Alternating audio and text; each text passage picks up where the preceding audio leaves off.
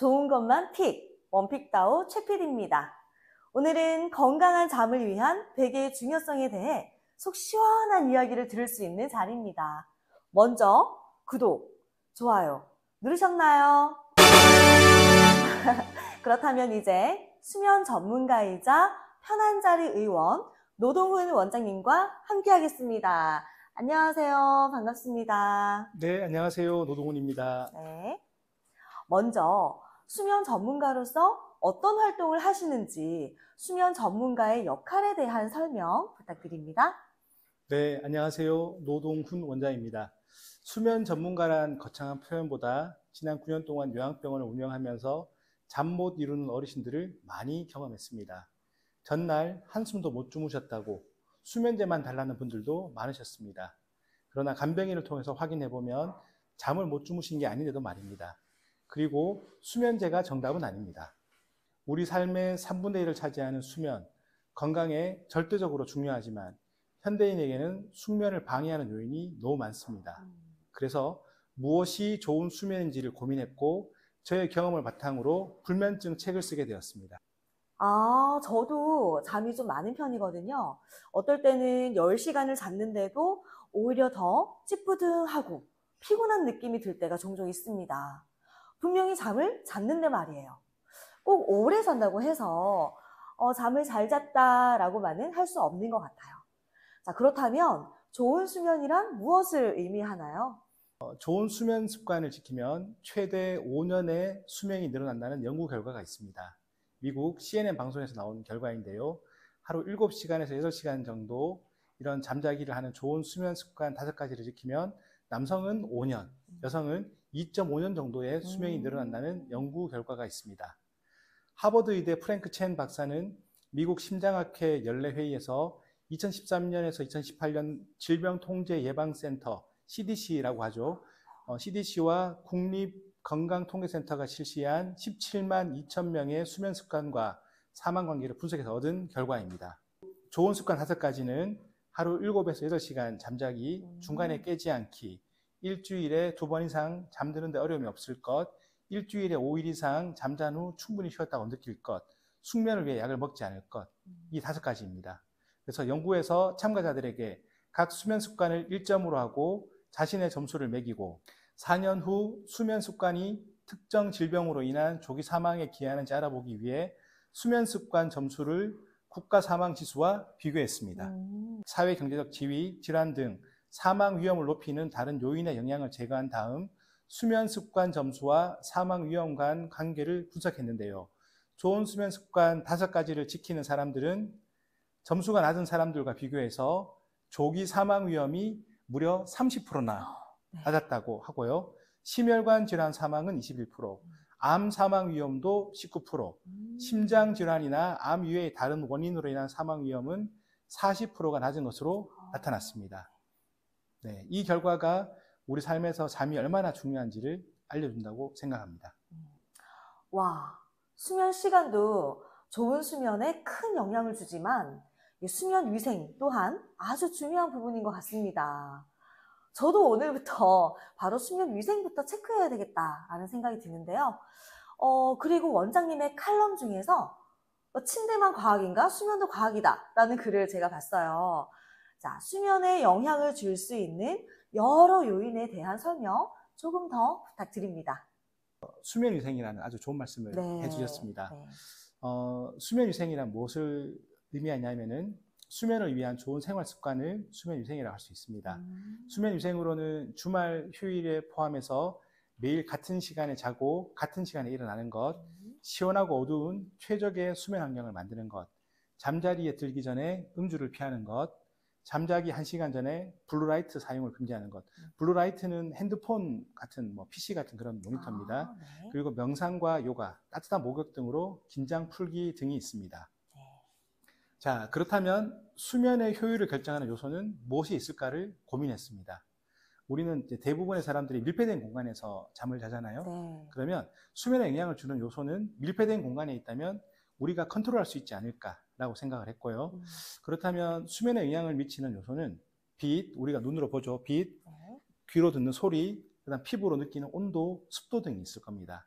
에디슨이 전구를 상용한 이후에 인공위성 사진으로 대한민국을 보면 워낙 밝게 빛나고 있습니다. 빛공해라는 말이 네. 생길 정도였죠. 그리고 유력 후보가 선거 유세를 할 때 스피커 소음을 참지 못하고 한 남성이 흉기를 들고 달려든 적이 있었습니다. 사실 빛이나 소리 이런 것들이 우리의 수면을 얼마나 방해하는지를 알 수가 있는 거죠. 네, 여름철의 무더위, 겨울철의 추위는 수면을 방해합니다. 실내 공기가 건조하면 인후두에 문제를 일으켜 감기에 걸리기도 합니다. 이처럼 수면 시의 밝은 빛은 생체 리듬을 망칩니다. 멜라토닌이라고 수면을 도와주는 호르몬은 어두운 환경에서 생성되고 빛에 노출되면 합성이 중지가 됩니다. 스마트폰의 블루라이트는 신경을 각성시켜서 수면을 방해하죠. 멜라토닌 분비가 줄면은 수면을 방해하고 여성의 경우에는 유방암, 남성의 경우에는 전립선 암의 발생률이 높아진다는 결과가 있습니다. 이를 위해서 암막 커튼으로 빛을 차단하면 좋습니다. 단 갱년기 남성의 경우에 전립선 비대증으로 새벽에 화장실을 자주 가시는 경우가 있는데 너무 어두워지면은 넘어져서 골절이 생기는 경우가 있기 때문에 바닥만 은은하게 비추는 조명들이 있거든요. 네. 수면을 방해하지 않으면서 이런 조명들이 좋고요. 그다음 잠들 무렵에 수면을 방해하는 소음이 있습니다. 우리가 잠들려고 할 때 시끄러운 소리가 나면 어떻죠? 너무 싫죠. 화가 나죠? 네. 그렇다고 해서 앞의 경우처럼 뭐 흉기를 들고 가는 경우는 잘 없겠지만 네. 사실 상당히 우리를 방해를 하죠. 네. 그래서 잠이 들 때 소음은 신경을 날카롭게 하고 반면에 신경을 안정시키는 음악들이 있습니다. 요즘은 이제 뭐 백색 소음이라고 하죠. 카페에 공부하면서 잘 된다라고 하는. 네. 근데 또 부작용이 뭐냐면 카페에 오래 공부하는 카공족이 생겼다고 하더라고요. 그렇지만 이제 소음에 대한 생각이 바뀐 거죠. 그래서 특정한 소리들은 숙면을 돕는 소리가 있습니다. 빗소리나 시냇물 소리, 파도 소리 같은 낮은 주파수에 반복되는 소리는 사람의 마음을 차분하게 안정시킵니다. 유튜브에는 마음을 진정시키는 음악이 많습니다. 마음이 번잡하고 긴장하면 잠은 멀리 달아나죠. 그래서 낮은 주파수의 반복적인 소리가 큰 도움이 됩니다. 네. 온도도 중요하죠. 잠을 들기 위해서는 중심 체온이 낮아져야 되고 멜라토닌 분비가 돼야 되거든요. 근데 아침형 사람은 오전에 체온이 높고 야행성인 사람은 오후에 체온이 높습니다. 그러니까 체온이 떨어져야지 우리가 잠을 잘 자게 되거든요. 근데 또 잠이 들고 나면은 체온은 0.3도 정도 낮아지고요. 근데 체온이 낮아지는 것은 우리 몸에 있는 뭐 뇌나 근육이나 장기가 쉬기 때문에 그렇습니다. 그래서 잠들기 위해서는 이제 한두 시간 전에 미지근한 물로 샤워를 하면은 말초 혈관이 확장이 되고요. 그러면 신부 체온이 낮아집니다. 네, 그렇게 되면은 우리 몸에서는 이제 잠을 잘 준비를 하게 되고 온도가 떨어지기 때문에 멜라토닌 분비도 많아지고 이제 잠이 들 수 있는 이제 환경이 만들어지는 거죠. 그리고 마지막으로 체온과 함께 실내 온도를 조절을 해야 됩니다. 쾌적한 실내 온도는 개인차가 있기 때문에 정답은 없지만은 여름철에는 18도에서 22도 정도로 시원한 느낌을 주면 좋고 겨울철은 22도에서 24도 정도로 따뜻한 느낌을 주면 좋습니다. 좋은 수면을 위한 방법이 이렇게나 많군요. 네. 근데 그렇다면 이렇게 많은 좋은 수면을 위한 항목 중에서 가장 중요한 거 있을까요? 네, 뭐 앞에도 지금 제가 네 가지를 말씀을 네. 드렸죠. 뭐 하나만 꼽으라고 하기에는 좀 어려울 것 같습니다. 네. 여러 가지 요인들이 있습니다. 빛, 소리, 온도, 습도 이건 외부 환경이고요. 또 마음이 편안해야지 또 잠을 잘 잘 수가 있겠죠. 근데 이런 요건들이 갖춰졌다고 하더라도 잠을 자는 침대라든지 이불이라든지 베개 등이 불편하면은 숙면을 취하기가 조금 어려울 수도 있습니다. 네. 우리가 같은 사람이라 하더라도 그날에 따라서 뭐 베개 높이가 조금 달라야 되는 경우도 있거든요. 근데 그 중에서 가장 쉽게 바꿀 수 있는 것이 저는 베개가 아닐까 생각합니다. 빛을 위해서는 암막 커튼을 달아야 된다라든지 소음은 얼마나 어렵습니까? 요즘 뭐 아주 심각한 사태까지 불러일으키는 층간 소음도 있겠죠. 맞아요. 그다음에 온도와 습도를 조절하는 것은 뭐 가습기를 쓸 수도 있겠지만 조금 이제 번잡할 수가 있고요. 근데 상대적으로 베개를 잘 고르는 것은 적은 노력으로 큰 효과를 볼 수 있는 그런 가성비 수면 아이템이 아닐까 생각합니다. 원장님 말씀 들어보니 생활에서 우리가 무심코 하게 되는 이 수면을 방해하는 행동들이 참 많구나 싶습니다.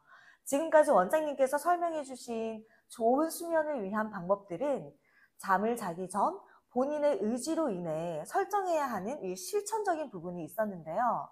이와 반대로 수면 중에 도움을 받을 수 있는 방법, 그것이 바로 베개의 영향인 것 같습니다. 베개를 신중하게 고르는 것은 적은 노력으로 큰 효과를 보는 가성비 아이템이라고 하셨는데 좋은 잠과 베개는 어떤 중요한 상관관계가 있나요? 네, 베개 전문가는 몸에 좋은 베개를 높이로 바닥과 뒷목의 각도가 12도에서 16도를 유지하면 좋다고 합니다. 베개가 너무 높아서 머리와 베개 간의 각도가 커지면 일자목이나 자라목을 유발하고 반대로 너무 낮으면 어깨에 부담을 줘서 통증을 유발한다고 합니다. 그렇지만 12도, 16도가 절대적인 기준이 되는 것은 아닙니다. 잠을 잘 때 바로 누워서 주무시는 분들이 있고 옆으로 누워서 주무시는 분들이 계시거든요. 바로 누워서 잘 때는 베개 높이가 12도에서 16도 정도, 옆으로 누워 잘 때는 사람이 어깨가 있기 때문에 각도가 25도 정도가 적합합니다. 그래서 옆으로 누웠을 때 25도는 목과 허리를 잇는 척추가 펴지고 긴장이 풀리게 됩니다. 자세가 바르지 않으면 근육이 한쪽은 수축되고 한쪽은 이완되기 때문에 긴장이 가는 거죠. 또 엎드려서 주무시는 분들이 계시는데 그런 경우에는 오히려 베개가 없는 것이 더 나은 경우도 있습니다.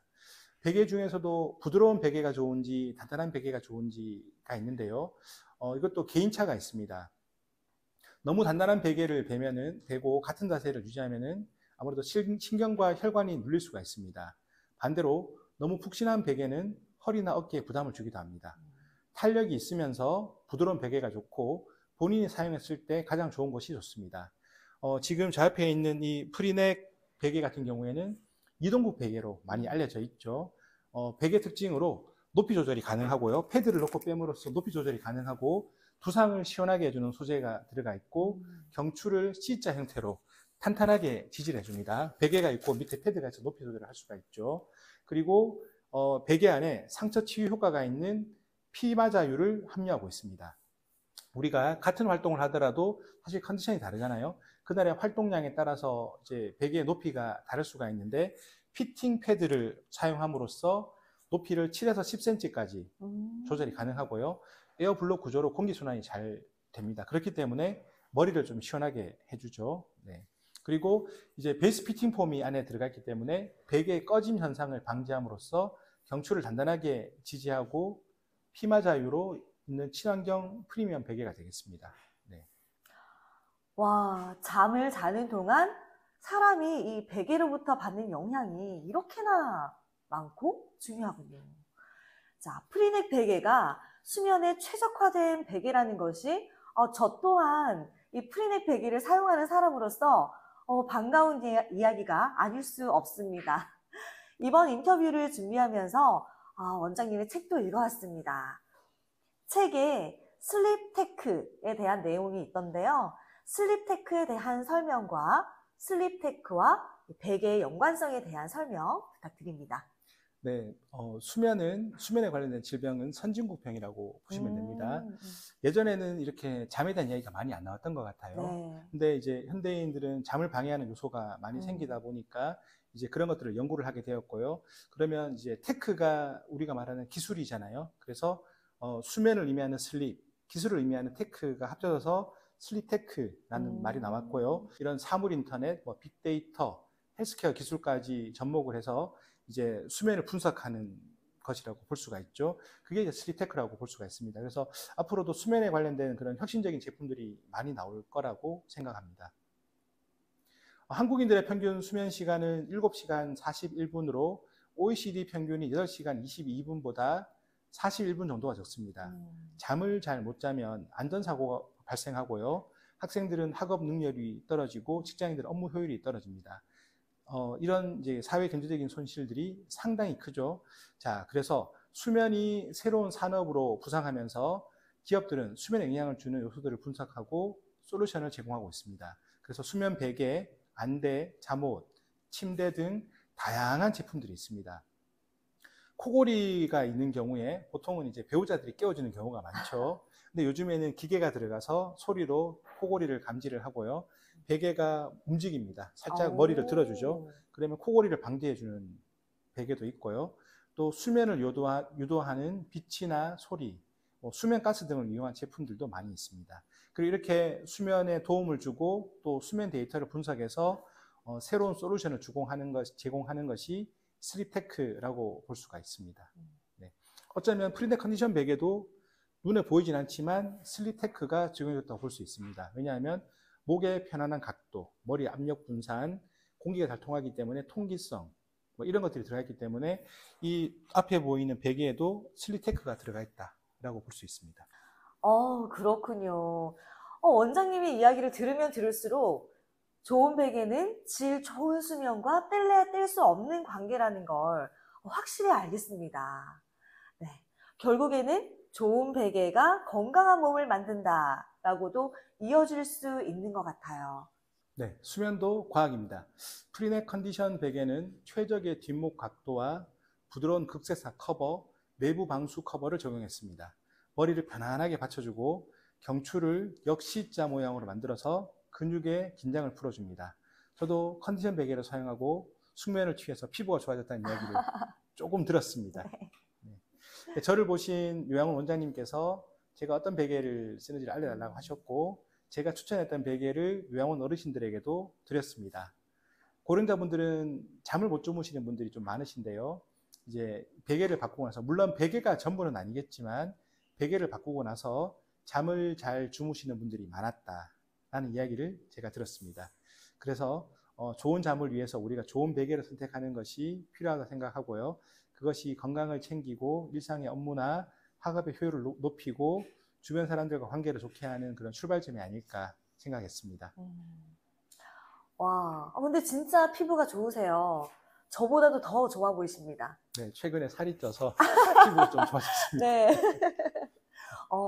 오늘 당장 저와 가족들의 수면 관리 체크, 그리고 수면 위생을 실천해야겠다는 다짐을 하게 됐습니다. 오늘부터 제가 오늘 당장 시작하겠습니다. 약속하시죠? 그럼요. 네, 약속하시죠.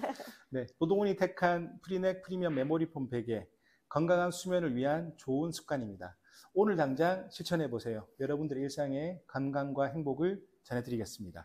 와, 원장님과 함께한 오늘의 시간으로 잠에 대한 똑똑 박사가 된 것 같아서 기분이 아주 좋습니다. 그렇죠? 네. 네, 제가 준비를 많이 했습니다. 근데 최 PD님, 네. 지금 원픽다우 프로모션 중이라고 하던데요? 맞습니다. 아래 링크로 방문하셔서 회원 가입하시면 바로 사용하실 수 있는 10만 원의 적립금을 드립니다. 오늘 기분 좋은 영상 함께 해주신 노동훈 원장님 감사합니다. 네, 감사합니다. 앞으로도 수면에 관해서 많은 도움 드리도록 하겠습니다. 감사합니다. 노력해 주실 거죠? 그럼요. 약속합니다. 네, 고맙습니다.